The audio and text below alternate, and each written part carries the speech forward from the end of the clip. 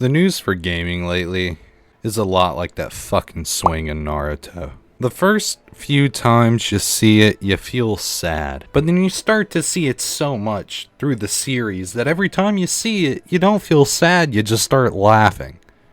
It's like, there's no way this could get any more pathetic. And it does. Day in and day out. It's no secret that over the past 5 years or so, games and gaming companies have continued to get worse and worse. And it's starting to ruin gaming for everyone. It all started with the rise of microtransactions when companies stopped caring about the player and started worrying about how to keep the payer. Companies like EA and Bethesda have taken the trust and the love that many gamers like myself had for those companies, and they ran it straight into the ground with their endless microtransactions, their rushed, poorly developed games, and their lack of compassion for their communities. These companies, which were once industry giants and household names, are now just hollow shells regurgitating the same content year after year, and it's only going to get worse. It's not just the companies that are causing these problems. It's also the hordes of social justice warriors on Twitter who have to take the remaining minute fraction of decency that some of these games still have and bury it with false and slanderous accusations against the publishers of these games, creating false outrage to spark attention on Twitter in order to deplatform any game or game studio that refuses to answer to their every beck and whim.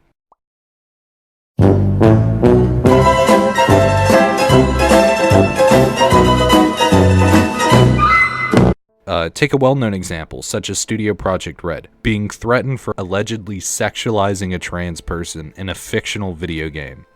You see, the non-gamer gaming journalist and marketing consultant connoisseur, Anita Sarkeesian, uses small non-issues like this to essentially hold the publisher's public image hostage unless they hire her for consulting. These are the type of people that are truly ruining gaming for us, because no matter how many times you do what they demand, no matter how fast companies like Bethesda and EA are willing to put themselves over the barrel for people like Anita, nothing will change. These people cannot ever be satisfied. You give them an inch and they take the mile. Your fantasies can't ever be quenched, can they? You freaking freaks! When will you learn? When will you learn that your actions have consequences? Honestly, it's no wonder that most companies have just given up on making decent games and just worry about microtransactions.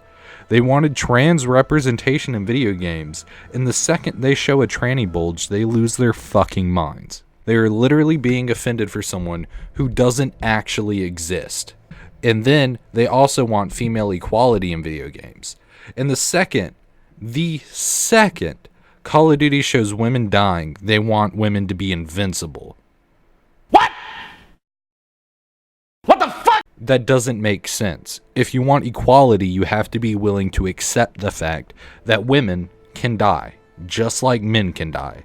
Women can get shot in the head the same way a man can get shot in the head. Okay? They're not special, they're not invincible. You either want equality or you don't. You can also bring up one of the most iconic female protagonists in gaming history, Lara Croft. When it comes to female representation in video games, she's probably one of the first people that comes to your mind.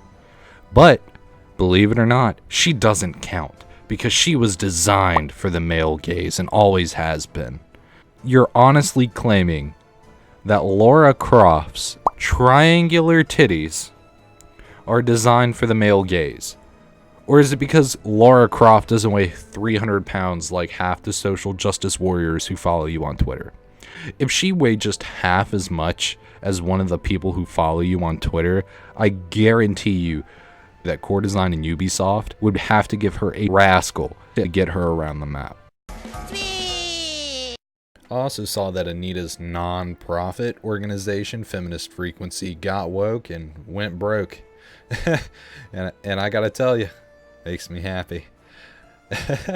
Ever since I heard about how she wanted to raise 30 grand to start a Discord channel, I knew, someone right there. I kind of figured it was a little bit of a scam. It was like the whole DashCon thing where a bunch of Tumblr people made some crabby land-esque E3 for those Tumblr bronies and incels, and essentially scammed people out of thousands of dollars. But, you know, anyway, she got what she deserved, and it couldn't have happened to a more deserving person. So, you know, that's it for this tangent. And if you guys enjoyed the video, please subscribe, like, and comment your own personal opinions about this whole thing. And once again, thank you guys for watching, and I hope you have a great day.